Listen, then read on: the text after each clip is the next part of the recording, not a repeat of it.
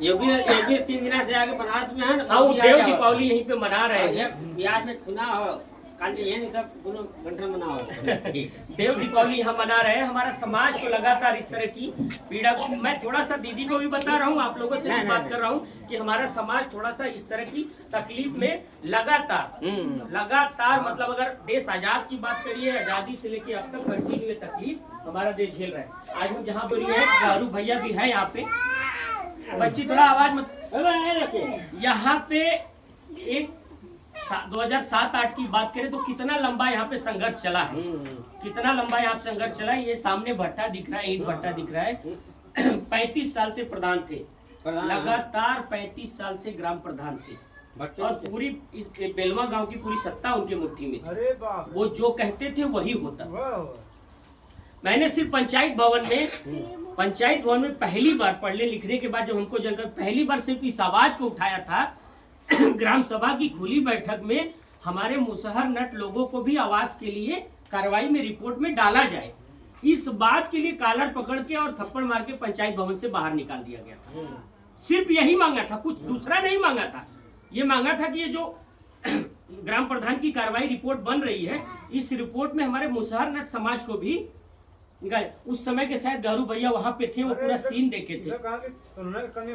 हाँ, अरे नाम कटवा दिले, सब नाम कटवा दिए, इवन ये पूरा कब्जा था। लेकिन लगातार यहाँ पे संघर्ष हुआ, 4-5 साल तक लगातार यहाँ पे संघर्ष चला। हम लोग लड़ाई जीते भी, आप लोगों को बता दें कि हम लोग लड़ाई जीते भी, यहाँ पे बहुत कुछ बदलाव आया। इवन बनारस के जिलाधिकारी नितिन रमेश गोकरण को मजबूर होकर इस गांव में आना पड़ा, जिलाधिकारी को यहाँ आना पड़ा, और आए, उन्होंने सारी स्थिति का इतनी चिट्ठियां पड़ गई थी, इतनी चिट्ठियां पड़ गई थी, 1-2 बॉक्स चिट्ठियां पड़ गई थी दीदी यहाँ से। इस तरह से आवेदन का इतना बड़ा एक पूरा लगातार चिट्ठियों का खेला, उनको आना पड़ा। उन्होंने सामने से कहा कि हम बेलवा चलेंगे और देखेंगे वहाँ की क्या स्थिति है। नितिन रमेश गोकरण यहाँ पे आए, बनारस के जिलाधिकारी, वहाँ उन्होंने सारी स्थिति को देखा। उन्होंने 1-2 सेंटर भी यहाँ पे दिए बच्चों के लिए, वहाँ चौरा माता मंदिर के पास एक सेंटर दिया, एक हमारी मुसहर बस्ती में सेंटर दिया, मुसहर बस्ती में सेंटर दिया। वो तब की लड़ाई थी। तो वो एक ऐसा दौर था कि लगातार हम लोग ट्रैक्टर के जरिए बनारस की कचहरी पे बैठे रहते थे आए दिन, और बैठे रहते थे और लगातार सरकार से मांग करते थे, और वो एकदम सम्मिलित लड़ाई थी। उस लड़ाई में हमारे पटेल भाई भी, हमारे मतलब हमारे जो किसान साथी हैं, सब ने उस लड़ाई में साथ दिया, और नतीजन ये हुआ कि सत्ता से इनको हारना पड़ा। 35 साल बाद इनको अपनी कुर्सी गंवानी पड़ी। इनकी इंक्वायरी भी की गई, सारे जांच हुए, इनके बहुत सारे घोटाले निकले, सब निकले, और पूरी लड़ाई हम लोगों ने जीता। आज ये पूरी बस्ती, सबको आवास दिया गया है, यहाँ पे हैंडपंप है, कुछ चीजें जो जीती गई हैं, यहाँ पे बहुत सारा बदलाव हुआ है। आज हमारे यहाँ ग्राम प्रधान बैकवर्ड समाज में, पटेल समाज से किसान बंधु हैं अनिल जी करके, आज वो ग्राम प्रधानी भी हम लोगों ने यहाँ पे ले लिया है। पूरी लड़ाई जीती है। ये बात ये बातें बतैली कि हमने कि निराश हो नहीं कि आज तहसील पे गईली, कल तहसील पे गईली तो हमारा काम नहीं भल, अब हम तहसील पे न जाओ। एक लंबी लड़ाई है, एक लंबी लड़ाई है, और हम संघर्ष लगातार जब करते रहेंगे तो जीत तो हमें मिलना ही मिलना है, जीत जरूर मिलेगा। आप बेलवा में जहाँ बैठे हैं, ये पूरा इसी तरह का एक संघर्ष वाला गांव है, और इस गांव ने लगातार जी जी जी अभी जैसे नाला के लिए जस्ट कल अधिकारी आए थे वहाँ पे।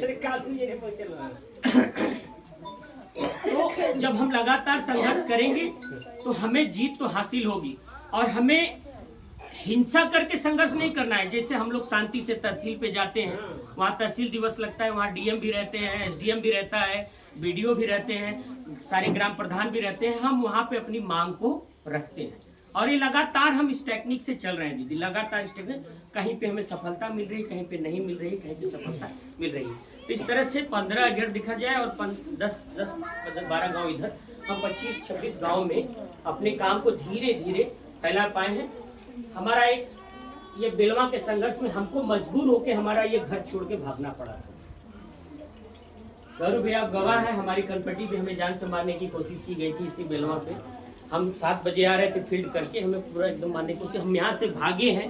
यहाँ से मतलब लोगों ने कहा, समुदाय के लोगों ने कहा कि आप चले जाइए यहाँ से। मुझे मजबूरन अपनी धरती, अपना ये गांव छोड़ के बॉम्बे जाके शिफ्ट होना पड़ा। लेकिन मेरे मन में, मेरे दिल में जो समाज सेवा की एक आग लगी थी, वो वहां भी जाके रुकी नहीं। मैंने वहां पे भी जाके एक बहुत ही लड़ाकू महिला तीस्ता सेतलवाड़ साहब के साथ काम किया। उनके साथ हमने 5 साल लगातार तीस्ता जी के साथ काम किया, और तीस्ता जी ने भी हमें काफी हिम्मत दिया कि तुम जाओ अपने उसी संघर्ष को जो छोड़ के आए, उस संघर्ष को वापस खड़ा करो और अपनी लड़ाई को खड़ा करो। इवन यहाँ तीस्ता भी आ चुकी है। एयरपोर्ट नजदीक होने के नाते उन्होंने इस गांव का भी विजिट किया था, और बनारस में उनका मैनेजर जी के साथ कुछ काम भी चल रहा है तीस्ता।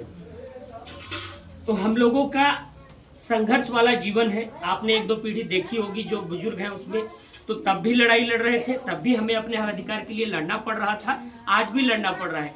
जब तक हम अपने वोट का सही इस्तेमाल नहीं कर पाएंगे, सही चीज़ों को नहीं चुन पाएंगे, हमें ये तो झेलना ही पड़ेगा।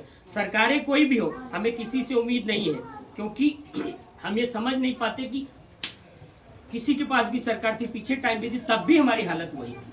हम इस बात से बहुत विचलित है कि चाहे जिसकी सरकार थी, तब भी हमारी समुदाय की हालत वही थी।